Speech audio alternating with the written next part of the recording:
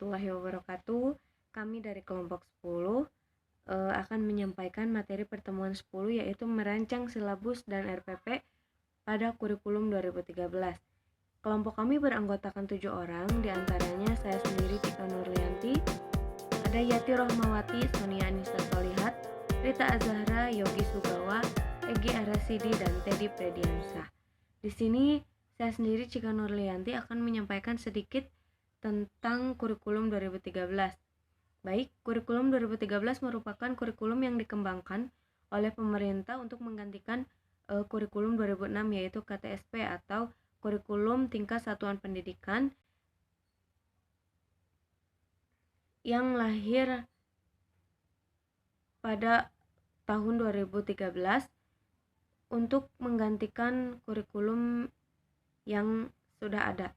Nah, percobaan yang dilakukan oleh kurikulum 2013 terjadi pada tahun 2013, yaitu menjadikan beberapa sekolah sebagai rintisannya. Nah, kemudian di sini kurikulum 2013 terdapat 4 aspek penilaian, yaitu ada aspek pengetahuan, keterampilan, sikap, dan perilaku. Ya, di sini juga ada beberapa mata pelajaran yang dikembangkan pada kurikulum 2013, diantaranya ada bahasa Indonesia, IPS, PPKN, dan sebagainya. Ya, sedangkan untuk tambahannya ada materi matematika. Nah, di sini pada tahun 2013 lahirlah terobosan baru yaitu kurikulum 2013 yang dirancang sebagai pengembangan dari kurikulum 2006. Nah, dengan tujuan agar peserta didik mampu menjawab tantangan pada masa depan untuk mencapai generasi emas pada ulang tahun Indonesia yang ke-100 ya, dengan melahirkan insan Indonesia yang produktif, kreatif, inovatif, aktif melalui pembelajaran yang berbasis pada pengetahuan, sikap, keterampilan, dan pengetahuan yang keseluruhannya terintegritas dalam proses pembelajaran. Ada 2 aspek yang perlu diperhatikan atau format yang harus ada pada kegiatan pembelajaran pada kurikulum 2013, diantaranya yaitu ada silabus dan RPP atau rencana pelaksanaan pembelajaran. Nah, selanjutnya akan disampaikan oleh teman-teman saya untuk kegiatan perancangan silabus dan RPP pada kurikulum 2013. Baik, selanjutnya akan saya sampaikan sedikit materi tentang silabus. Silabus merupakan seperangkat rencana serta pengaturan pelaksanaan pembelajaran dan penilaian yang disusun secara sistematis yang membuat komponen-komponen yang saling berkaitan untuk mencapai penguasaan kompetensi dasar. Silabus dapat juga diartikan sebagai penjabaran kompetensi inti dan kompetensi dasar ke dalam materi pokok atau pembelajaran, kegiatan pembelajaran, dan indikator pencapaian kompetensi untuk penilaian. Silabus menjadi seperangkat rencana dan pengaturan tentang kegiatan pembelajaran, pengelolaan kelas, dan penilaian hasil belajar. Dengan demikian, silabus berisikan komponen pokok yang dapat menjawab pertanyaan sebagai berikut. Yang ke-1, kompetensi yang akan ditanamkan kepada peserta didik melalui suatu kegiatan pembelajaran. Yang kedua, kegiatan yang harus dilakukan untuk menanamkan kompetensi tersebut. Yang ketiga, upaya yang harus dilakukan untuk mengetahui bahwa kompetensi tersebut sudah dimiliki peserta didik. Silabus dikembangkan berdasarkan standar kompetensi lulus dan standar isi untuk satuan pendidikan dasar dan menengah, sesuai dengan pola pembelajaran pada setiap tahun tertentu. Nama saya Rita Azahra, NIM saya 1806053. Di sini saya akan menyampaikan 7 langkah-langkah pengembangan silabus menurut Trianto. Yang pertama, ada mengkaji standar kompetensi dan kompetensi dasar. Mengkaji standar kompetensi dan kompetensi dasar mata pelajaran sebagaimana tercantum pada standar isi. Yang kedua, mengidentifikasi materi pokok atau pembelajaran. mengidentifikasi materi pokok atau pembelajaran yang menunjang pencapaian kompetensi dasar. Yang ketiga, mengembangkan kegiatan pembelajaran. Kegiatan pembelajaran dirancang untuk memberikan pengalaman belajar yang melibatkan proses mental dan fisik dalam pencapaian rangka kompetensi dasar.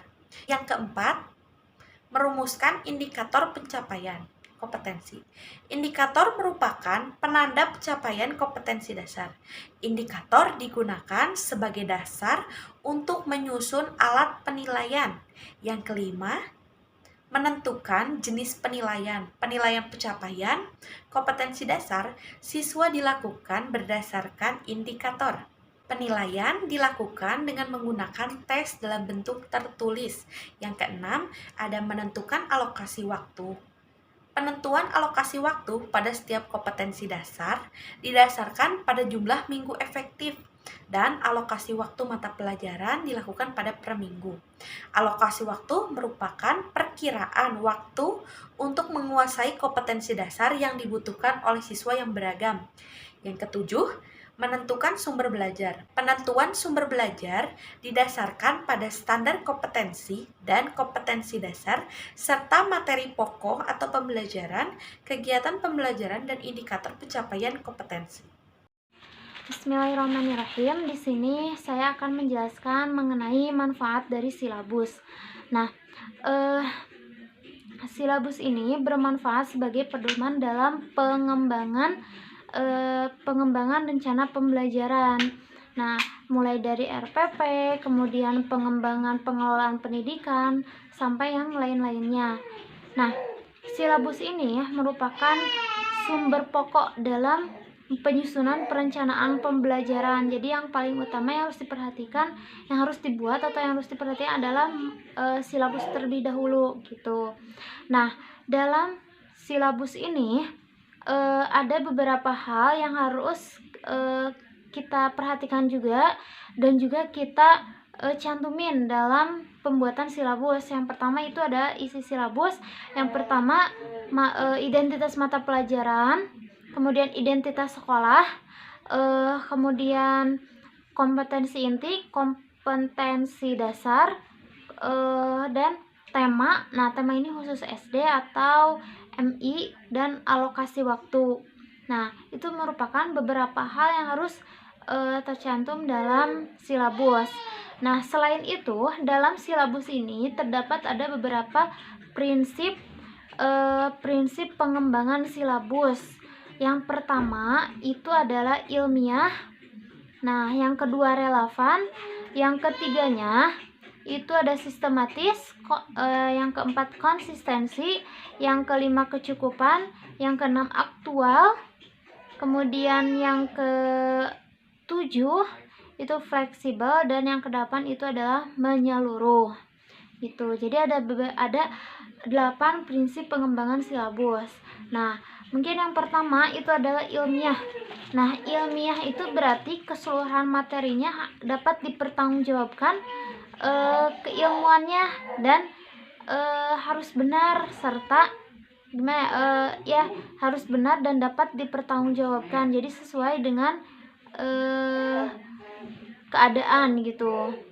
Kemudian yang kedua ada relevan. Nah, relevan ini adalah kedalaman atau tingkat kesukaran dan urutan penyajian materi dalam silabus gitu, sesuai dengan tingkat perkembangan fisik, intelektual, emosional, dan spiritual peserta didik. Kemudian ada sistematis. Nah, sistematis ini merupakan komponen-komponen silabus yang berhubungan secara fungsional dalam mencapai kompetensi. Kemudian ada konsistensi. Nah, hubungan yang konsisten antara jadi harus ada hubungan yang konsisten antara kompetensi dasar, kemudian indikator, dan juga materi pokok, pengalaman pelajar dan sumber belajar, dan sistem penilaian. Kemudian ada kecukupan. Nah, cakupan indikator, materi pokok, pengalaman belajar, sumber belajar. Kemudian aktual. Nah, aktual dan kontekstual ini berarti memperhatikan perkembangan ilmu, teknologi, dan seni dalam kehidupan nyata dan peristiwa yang terjadi gitu ya. Kemudian fleksibel. Nah, fleksibel ini berarti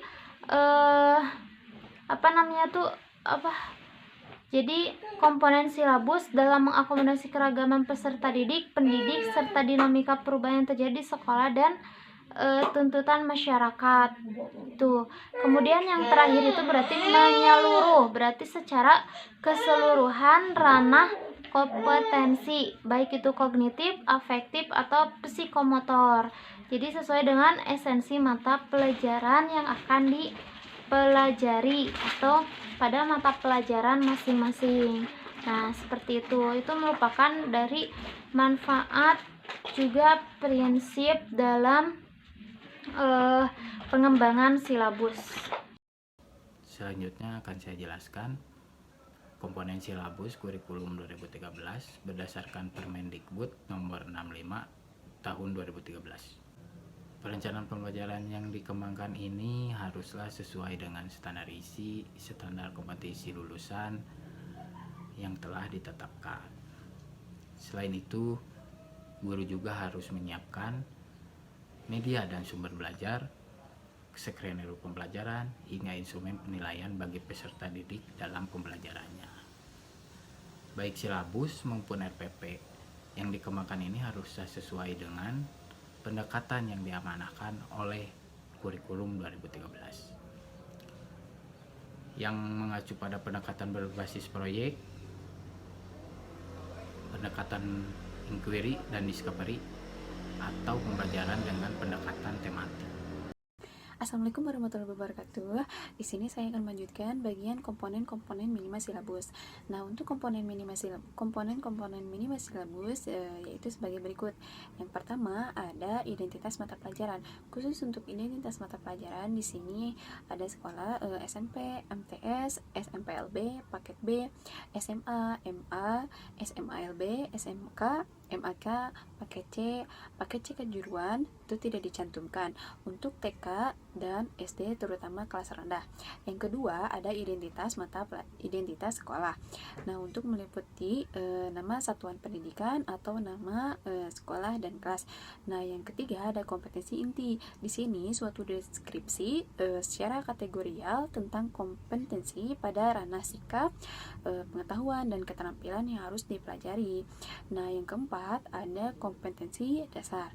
Nah, yaitu kemampuan spesifik yang meliputi aspek sikap, pengetahuan dan keterampilan yang terkait muatan atau mata pelajaran. Nah, yang kelima ada materi pokok. Nah, materi pokok ini adalah fakta, konsep, prinsip serta prosedur yang terkait dan sesuai, kemudian dituliskan melalui wujud butir-butir sehingga bersesuaian dengan rumusan indikator pencapaian kompetensi. Yang keenam ada pembelajaran.